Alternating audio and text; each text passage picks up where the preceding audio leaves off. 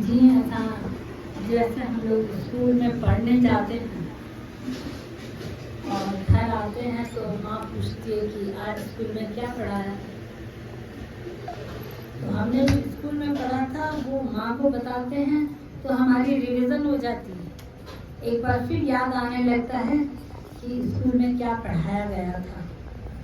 ये स्कूल की विद्या है और स्कूल की विद्या आपको एक हद तक काम आ सकती है और एक हद के बाद वो भी काम नहीं आएगी। मैं आपको सच्ची बात बता रही हूँ कि एक परिवार में कम से कम 2 पीढ़ियों के बाद पुत्र की औलाद हुई। अब आप सोचो कि पुत्र की औलाद 2 पीढ़ियों के बाद भी तो उस बच्चे को कैसे पाला होगा। उस बच्चे को सब लोगों ने इतने लाड प्यार से पाला, इतना अच्छा पढ़ाया लिखाया। जब वो बच्चा बड़ा हो गया अचानक उसकी तबीयत खराब हो गई। जब उसकी तबीयत खराब हो गई तो हॉस्पिटल में एडमिट हुआ। हॉस्पिटल में लोग उससे पूछने आने लगे। उसके पास जो और पलंग था उस पर भी कोई था, उससे भी लोग पूछने आने लगे। तो किसी कोई महापुरुष उससे पूछने आया था तो उसने पूछा था, बेटा दुनिया में वो चीजें इकट्ठी करो जो तुम्हारे साथ जाए, वो चीजें इकट्ठी मत करो जो तुम्हारे साथ नहीं जाएंगी, वो चीजें मत इकट्ठी करो। इसने ये बात सुन ली और इसके दिमाग पर वो बात असर कर गई। जब इसके मम्मी पापा से इसके पास आए तो उसने अपने पापा को बोला, पापा मेरा एक काम कर दो ना। बोला हाँ बेटा बोलो क्या करना है। बोला घर जाओ और मेरी अलमारी में जितनी भी डिग्रियां हैं, जितनी मैंने स्कूल लाइफ में कॉलेज लाइफ में सर्टिफिकेट जमा की हैं और डिग्रियां प्राप्त की हैं वो सब लेके आओ। लेके आए जो खानी बच्चे को ऐसी क्या इच्छा हुई तो वो डिग्रियां सब हाथ में उठाकर वो अपने माँ बाप को बोल रहा है कि अगर आप मेरे असली माँ बाप होते ना तो आप ये डिग्रियां नहीं दिलाते, मुझे कुछ आप ऐसा बताते जो मैं अभी जा रहा हूँ तो मैं अपने साथ ले जाऊँ। अब मैं अपने साथ क्या ले जाऊँ ना। आपने मुझे गुरु के दर पे ले गए, ना आपने मुझे गुरु का ज्ञान दिया, ना आपने मुझे दान दिया, ना मुझे आपने कुछ शिक्षा दी, ना आपने मुझे कुछ दुआओं का रास्ता बताया, कुछ नहीं बताया। सिर्फ पढ़ाई पढ़ाई पढ़ाई पढ़ाई। अब ये रखो पढ़ाई आप अपने पास और मैं खाली हाथ जा रहा हूँ। मैं आपको बताना चाहती हूँ कि देखो बच्चों का भविष्य बनाना बहुत अच्छी बात है, लेकिन भक्ति को एक तरफ रखकर अगर आप बच्चों का भविष्य बना रहे तो आप गलत कर रहे। आप ये बात तो मानोगे ना कि भाई देखो भगवान चाहे तो आप बिना पढ़ाई पास हो जाओ। भगवान चाहे तो पास कर सकते, और अगर भगवान चाहे तो आप बहुत पढ़ाई कर लो। गुरु साहब आपको परीक्षा एग्जामिनेशन सेंटर में नहीं पहुंचने देगा तो क्या कर लोगे। एग्जामिनेशन हाल में आपकी तबीयत खराब हो जाएगी तो क्या कर लोगे। टीचर जब आपका पेपर चेक कर रही तब टीचर का दिमाग खराब हो जाएगा तो आप क्या कर लोगे। आप कुछ नहीं कर सकते। बस एक ताकत है, जो ताकत है भक्ति, नाम। अगर आपके पास नाम है तो आप समझना सब कुछ है। और अगर आपका मन नहीं लगता है, अब पता है कल एक लड़की आई थी कि दीदी मुझे ना जपजी साहब पढ़ना है। मेरे को बहुत कम लोग ऐसे आके बोलते हैं दीदी मुझे जब तक पढ़ना है तो आके पढ़ो ना। मैंने उस लड़की का होलिया देखा, चेहरे पर पूरा मेकअप, इतनी डार्क लिपस्टिक, कपड़े इतने गंदे, शरीर पर ऐसी सेंट लगी हुई कि बहुत तेज खुशबू आ रही है। और वो एकदम मेरे पास आई, दीदी मेरे को जपजी साहब पढ़ना, दीदी मेरे को जपजी साहब पढ़ना, मेरे को जपजी साहब पढ़ना। तो मैंने उसको बोला, मैंने कहा बेटा किसने जपजी साहब पढ़ने के लिए। तो उसने मेरी मम्मी की तबीयत बहुत ख़राब है, मेरी मम्मी की तबीयत बहुत ख़राब है, मेरे को जपजी साहब पढ़ना है। मैंने कहा भाई आपकी मम्मी की तबीयत ख़राब है तो जपजी साहब क्या करेंगे, डॉक्टर के पास ले जाओ ना, जपजी साहब क्या करेंगे। तो बोले नहीं मम्मी तो हॉस्पिटल में एडमिट है और वहाँ पर मेरे को किसी ने बोला है कि दीदी के गुरुद्वारे में जाओ, वहाँ से जल लेके आओ, तो जपजी साहब पढ़ के आओ तो मम्मी ठीक हो जाएगी। मैं मन में सोच रही थी कि कितना टाइम तूने अपने मेकअप पे लगाया है, कितना कपड़ों पे सोचा, ये कपड़े पहने, ऐसे करने, कितना टाइम वेस्ट किया, और अभी तू इसलिए आई है कि तेरी मम्मी की तबीयत खराब। यही लड़की अगर बहुत पहले आ जाती तो शायद इसकी माँ हॉस्पिटल में ही नहीं होती। तो आप अपने आप को तोलो कि हम कहाँ खड़े हैं। हमारा पाठ पूजा में मन लगता है कि नहीं लगता है। अगर आपका पाठ पूजा में मन नहीं लगता है ना, तो सच बता रही मैं आपको ईमानदारी के साथ, आप अपने शरीर को सजा दो। आज मेरा पाठ पूरा नहीं हुआ है इसलिए मैं आज खाना नहीं खाऊंगी। जब आपको भूख लगेगी, तेज भूख लगेगी, कहते हैं कि उपवास करते हैं तो भगवान शक्ति देता है, लेकिन अगर आप पाठ नहीं करके खाना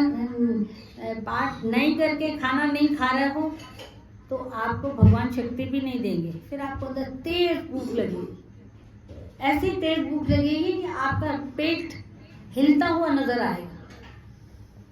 ऐसी भूख लगेगी।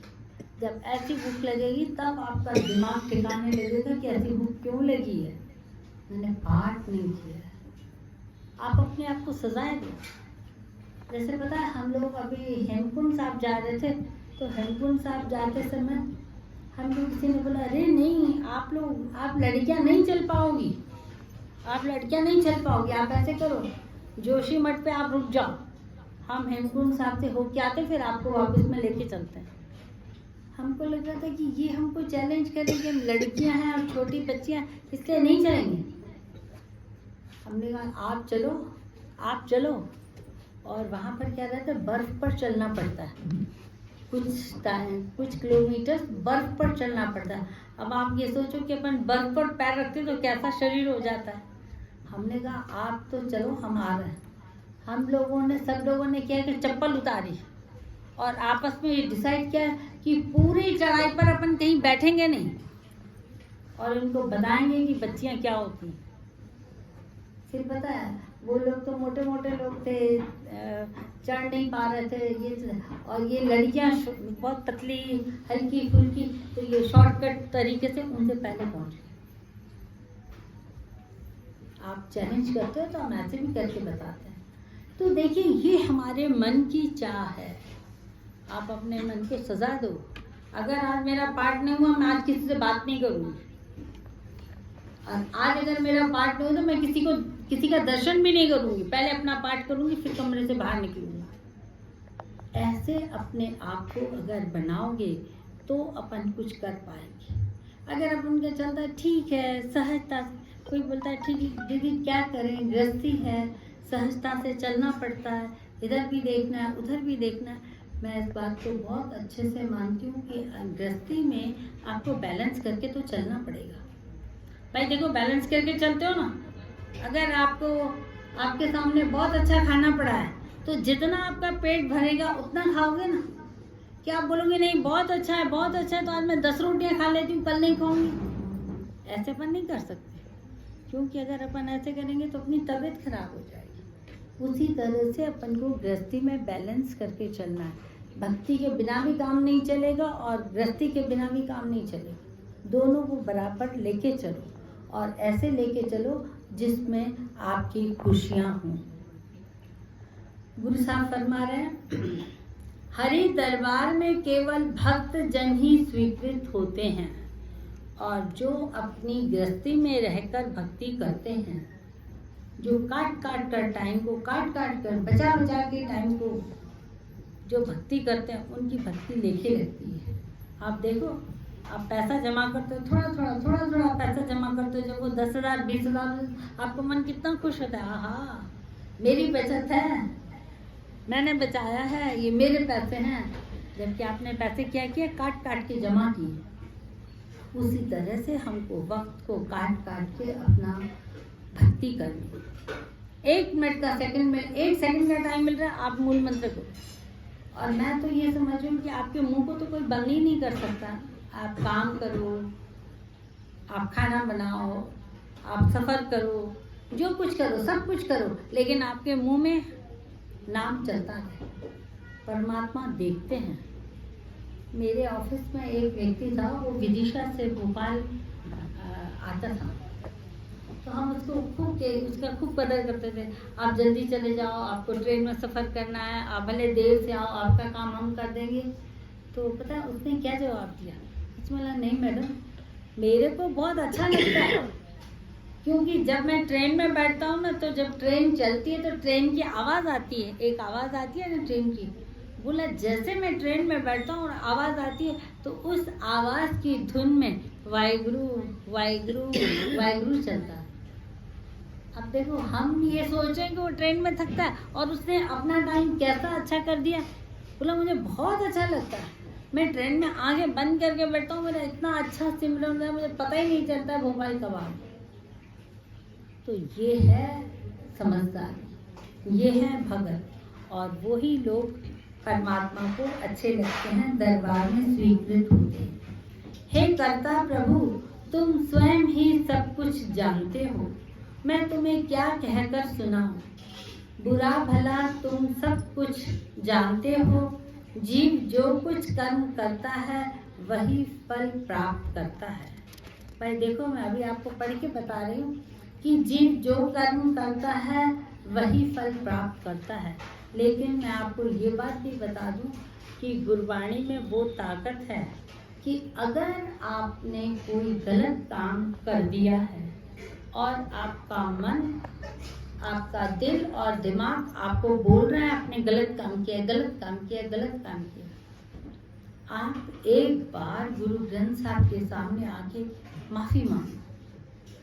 सच्चे पातशाह, मेरे से ये गलती हो गई है, अब मेरे को सद्बुद्धि दो, ऐसी गलती मैं दोबारा ना कर सकूं। आपने सिर्फ इतना बोला ना, आपका कर्म कट जाएगा। जैसे पेंसिल से लिखा हुआ अक्षर मिट सकता है ना, रबड़ से मिट सकता है ना, उसी तरह गुरु साहब के पास आकर आप माफ़ी मांग लीजिए, आपके कर्म कटते हैं। शर्त ये है कि दोबारा वो काम मत करें। आप रात सवेरे चोरी करके और रात को माफ़ी मांगो, फिर सवेरे चोरी करके आओ, वो नहीं, वो गलत। तो इसलिए गुरु साहब कह रहे हैं कि आप अपने कर्मों को गुरबाणी से धो सकते हो। हे मेरे साहब, तुम भीतर की स्थिति जानते हो, तुम मेरे बुरे भरे कर्मों को जानते हो, तुम्हें जैसा भाता है वैसे ही तुम मुझे बुलाते हो। हे हरि, सब शरीरों में तुमने ही मोह माया दी है, और इस मनुष्य देह में तुमने अपनी भक्ति करने का भी अवसर दिया है। कई जीवों को तुम गुरु से भेंट करवा कर उन्हें परम सुख देते हो, और कई मनमुखों को गुरु से विमुख करके माया के सांसारिक धंधों में भटकाते हो। मैं इस बात को अपन ऐसे समझे कि देखो, बच्चों को खेलने के लिए खिलौने दे दो और आप अपना कितना काम कर लेते हो। बच्चा खेल रहा है, आपको लगता है ये भी कर लूँ, ये भी कर लूँ। उसी तरह से भगवान ने हमारे लिए ये माया बनाई है, ये संसार बनाया, बहुत अच्छा संसार, वो बहुत अच्छा है, ये बहुत खाने के लिए अच्छा है, ये बहुत पहनने के लिए अच्छा है, वो घूमने के लिए बहुत अच्छा है, वो आराम के लिए बहुत अच्छा है। सब चीज़ें हमको भगवान ने दी हैं, इसलिए कि आप भक्ति मत करो, आप भक्ति मत करो। आप कलयुग के आड़ में आ जाओ, कलयुग आपको लपेट ले, लेकिन आप भक्ति मत करो, क्योंकि जो भक्ति करेंगे उनको तो भगवान को कुछ ना कुछ देना पड़ेगा ना, उनके सुख दुख का तो ध्यान रखना पड़ेगा ना। जितने कम लोग होंगे भगवान को उतना कम काम करना पड़ेगा, जितने ज़्यादा लोग होंगे भगवान को उतना ज़्यादा काम करना पड़ेगा। तो भगवान भी अपने आप में बहुत सयान है। वो कहते हैं कि लोग बाग अपने दुनिया में, आप देख लीजिएगा, अगर भगवान आपसे नाराज होता है ना तो आपको बहुत सारे पैसे दे देता है। ध्यान देना मैं क्या बोल रही हूँ, मैं बहुत गलत बात बोल रही हूँ। जब भगवान हमसे बहुत नाराज होता है तब हमको बहुत सारे पैसे देता है। आप इतिहास देखो, रावण के पास सोने की लंका थी, इससे ज्यादा और क्या चाहिए। सोने की लंका थी और उसकी बुद्धि कैसी थी, उसकी हालत क्या हुई। आज रावण की क्या स्थिति है आप जानते। मतलब भगवान ने उसको बहुत माया देके बुद्धि हटा दी। लेकिन जो महापुरुष होते हैं उनको भगवान, पता है किसी किसी महापुरुष को तो मैंने देखा है खाने के लिए नहीं होता है, खाने के लिए नहीं होता है। आप देख लीजिए, गुरु गोविंद सिंह साहब के बच्चे दूध के लिए तड़प रहे थे कि हमको दूध चाहिए, भूख लगी है, दूध चाहिए। गुरु गोविंद साहब के बच्चे, अब बताओ गुरु गोविंद सिंह साहब क्या नहीं कर सकते थे। उनके लिए दूध कौन सी बड़ी बात है। किसी भी संगत को सब बुद्धि दे रहे थे, वो एक गिलास दूध का लेके जाता, लेकिन नहीं, ये उनकी परीक्षा थी। ये उनकी परीक्षा थी कि उनके पास सब कुछ होते हुए उनके पास कुछ भी नहीं। पता है महापुरुष ये बोलते हैं, हमको जब जिस चीज़ की जरूरत पड़ेगी हम मांग लेंगे, हमको दो। और जो मनमुख होता है ना, बोले ये भी लाओ, ये भी लाओ, ये भी लाओ, जमा करो, जमा करो, जमा करो। और एक दिन मौत उनको उठा के चली जाएगी। तो अपन को गुरुमुख बनना है। ज़रूरत से ज़्यादा चीज़ें भी नहीं होनी चाहिए। ज़रूरत से ज़्यादा भी अपन को कपड़ों का, खाने का, मकान का, ये सब कलेक्शन नहीं होना चाहिए। मैंने अभी आपको बताया ना कि एक दूध बेचने वाला आदमी था, उसका दूध बहुत अच्छा चल रहा था, बहुत अच्छा चल रहा। वो क्या करता था, एक बड़ी सेठी बनवाई, उस सेठी पर बैठ के वो सबसे हिसाब लेता था। उसको जहाँ 500 की गड्डी बनी तो उठा के वो सेठी के अंदर डालता जाए। रात को गिनता, आज इतना, आज इतनी गड्डियाँ बनी, आज इतनी गड्डियाँ बनी। एक दिन रात को 8 बजे मोदी ने अनाउंस कर दिया कि 500 के और 1000 के नोट बंद। आप उस व्यक्ति की हालत देखते, ऐसे नाच रहा था, ऐसे नाच रहा था, अब क्या करूँगा, अब क्या करूँगा, अब क्या करूँगा। वो नोट देख के रो रहा था, इतने नोट लेकिन चलेंगे नहीं। बताओ ये दुख कितना बड़ा दुख। उससे अच्छा तो उस हिसाब से करते, नाम कमाते, जो आपके साथ भी चलता। ये नोट क्या है, पता है एक एज के बाद अपन को ये चीज़ें भी अच्छी नहीं लगती, लेकिन वो एज आ जाए तब तक अपन बहुत कुछ खो चुकते हैं। इसलिए अपन को पहले से इस बात को समझ लेना चाहिए कि हाँ पैसा है, पैसा अपने को सुख देने वाला है, लेकिन पैसा भगवान भी नहीं है। पैसे के साथ हम मर जाएंगे ऐसा भी नहीं है। हमारे पास पैसा नहीं हुआ तो हम जिंदा नहीं रहेंगे ऐसी बात नहीं है। हम जिंदा हैं, ये अपने आप में बहुत बड़ी बात। तो इस हिसाब से अपन को अपने कर्मों को बदलना है। हे प्रभु, तुम्हारी महानता को तुम स्वयं ही जानते हो। हर कोई तुम्हारा ही नित्य ध्यान करता है। हे नानक, जिसको तुम प्यार करते हो उसी को तुम अपने साथ मिला लेते हो और केवल वही भक्त जन तुम्हारे दरबार में स्वीकृत होता है। अब सवाल उठता है कि जिनको परमात्मा प्यार करते हैं, आप प्यार किसको करते हैं? आप अपने मन से पूछो आप प्यार किसको करते हो, तो एक लिस्ट बन जाएगी।